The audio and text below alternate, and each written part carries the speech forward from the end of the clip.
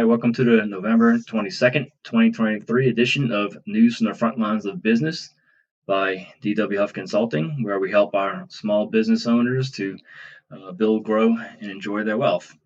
So here we are doing it a little bit early here with the holiday coming up, Thanksgiving week here, and you might notice we kind of skipped last week.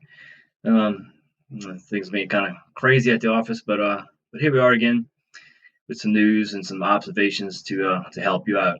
So first up, there's been a lot of discussion lately about this new reporting requirement. So if you haven't heard yet, FinCEN, that's the Financial Crime Enforcement Network. So it's a federal agency, not the IRS, but it's another federal agency. And starting in January, they have this new report that's going to be required to be filed. The penalties are very, very stiff. $500 a day if you don't do it, up to a maximum of $10,000, potentially prison time. And what's happening is they're trying to find out who owns a lot of small LLCs. So as it is now, you set up you do your SS4, the things that you file to get your employee identification number. And a lot of times IRS can't tell from those filings who really owns the company because an attorney can set that up for you. There's all kind of ways it can get done and not really disclose who owns it until a tax return is filed. And in some cases, those tax returns don't get filed. So that's what is this agency is now stepping in. I think they're trying to. I guess the official word is that they're trying to curtail money laundering and various illegal activities by these companies, but it really looks a lot more like just more governmental overreach. These things are these business filings are mostly controlled by states that form these LLCs and corporations and whatnot. So there's a whole process involved there, and now this federal agency is kind of stepping in and kind of overriding that. So it's a little bit going to be tedious because I guess the general rule is that anybody who owns 25% or more, or exerts influence and control over the company has to be listed. And I guess who controls the company isn't as black and white of a rule as is the ownership. So a lot of gray area there, a lot of potential exclusions. And I didn't show that here, but really there's 23 different types of industries that are excluded. Certain large companies are excluded. So at the end of the day, it's really complicated to figure out who actually has to file this thing. So we anticipate a lot of just a big mess. There's going to be a lot of people who probably are going to unknowingly not file this report and now be subject to these really expensive fines. And also now we're seeing a lot of fraud. So here on the Financial Crime Enforcement Network website, they've put out this alert here that they've already been notified of fraudulent attempts to solicit information. So now that this word's kind of getting out there, the scammers, of course, have jumped right in on it, and they're sending out these very official-looking things with QR codes and URLs to extract companies' personal information. Because remember, when they ask about who owns these companies, the proof that's required is like a driver's license, a social security number, or possibly a passport, some kind of picture ID. So there's a lot of information, a lot of sensitive information that could definitely be used in a fraudulent manner for all sorts of reasons that needs to be submitted with this beneficial ownership interest form. And now the scammers know that, and they've figured out a way to kind of capitalize on that. And who knows how much fraud and just bad unintended fallout's going to happen because of this. So we really don't like that. I really figured it's definitely government overreach, and the stated reason here to combat money laundering and everything else just really doesn't fly. So and theoretically, this entity is not going to be sharing this information with others. So if you had an LLC in like Wyoming or Nevada, one of the states that has more more protective, it's more protective of the ownership information.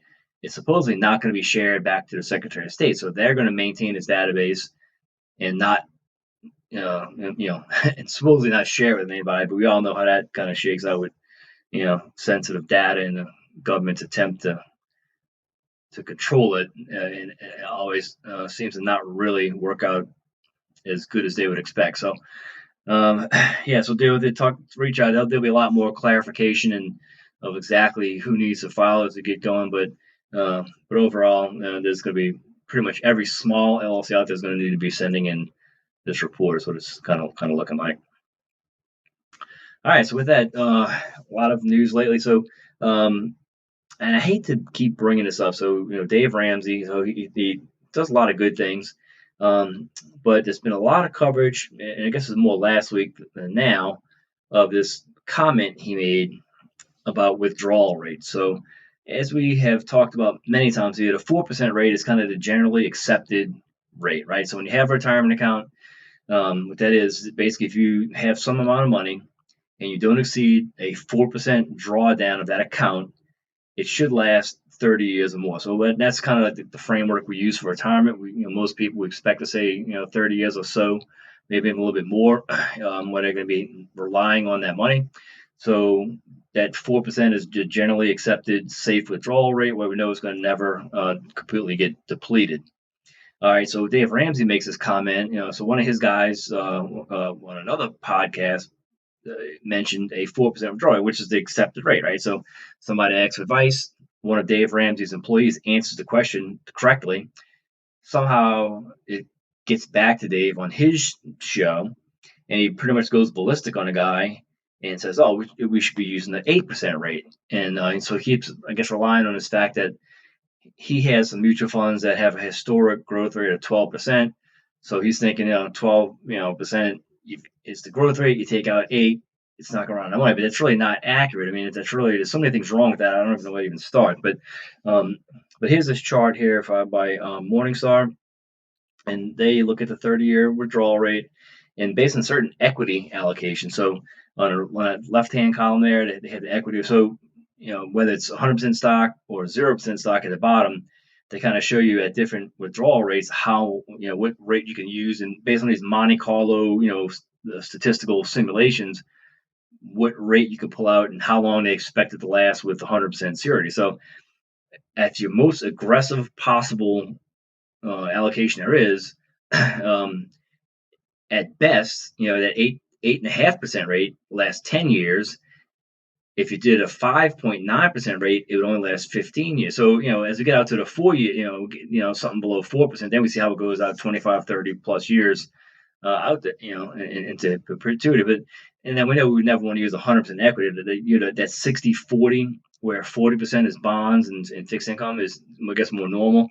So as we kind of drop down to that row, we see here that that 9.3% rate might last 10 years, but in order to last that 30-year time horizon, as you kind of move over to the right, you see it's got to be somewhere around 4%. That statistically kind of holds up. That 4% rate is kind of where you got to be, and if you expect to have a longer lifespan, maybe even might want to drop it down a little bit less than even 4%, as we see in the chart and the real numbers that have really been tested with historical data. So.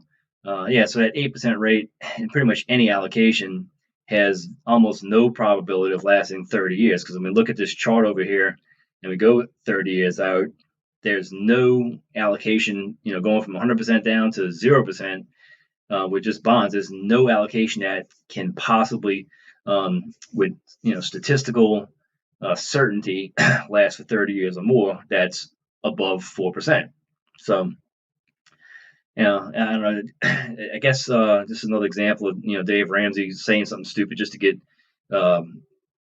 press, right? Because he got a lot of coverage when he made that comment. So there's no such thing as bad publicity, I guess, and that's definitely the case here because he's gotten a lot of things. So and later on, he also mentioned this another strategy when regarding Social Security. So that was actually. I saw this pop up in the same week as all this other stuff was going on, so I'm not sure if it's intentional or not. But so here he goes on to say how, we always sometimes have to make the decision when we're going to start withdrawing our Social Security benefits. So most people that age is going to be somewhere over 66 years old and below 67, where they hit the full, benefit.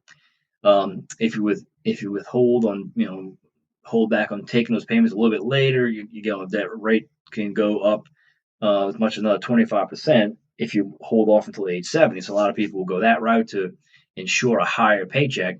But on the flip side of that, at 62, you can start withdrawing money. So And the general advice there is that, if you're in bad financial shape and you absolutely got to have the money, then there's nothing else you can do. You got to start withdrawing it, right?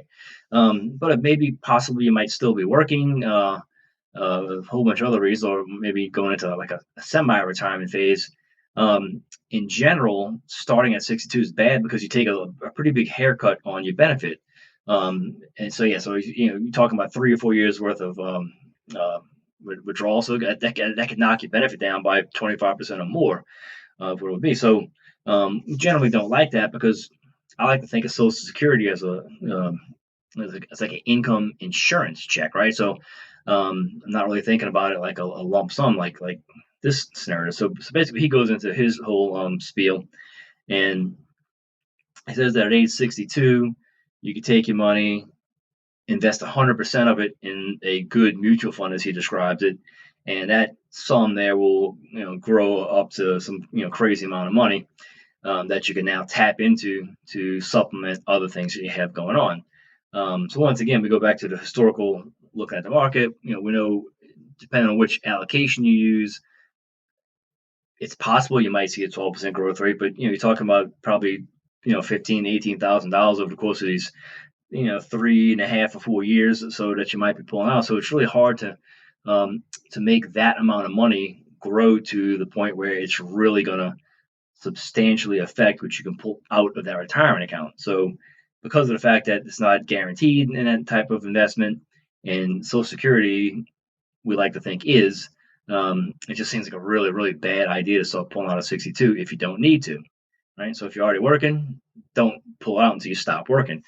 Or if you really, really just are in dire straits and you gotta have that money, and then there's nothing else you can do. But to start pulling out at 62 for no other reason than you just want to start pulling out and thinking that you're going to invest it and uh, you know increase your uh, net worth is nuts. But so anyway, keep that stuff in mind. Tons of bad advice out there.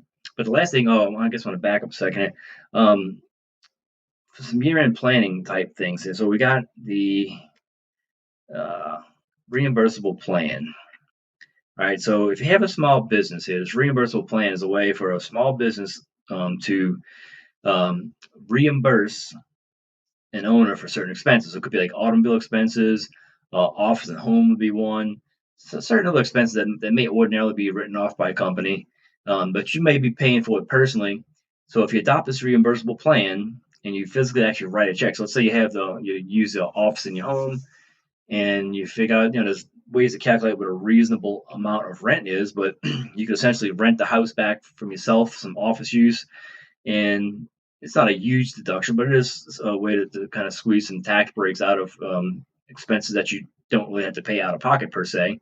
But the business can now write a physical check to you for that amount of money, and that's kind of is the preferred way of doing it, is that we don't have any kind of challenges where those expenses will get disallowed, because some companies will just take that type of expense and make a big journal entry at the end of the year to expense it, and that's not the best way. The best way is to adopt a reimbursable plan, kind of lay out what things you're going to reimburse for, and then actually write a check for those dollar amounts as reimbursements.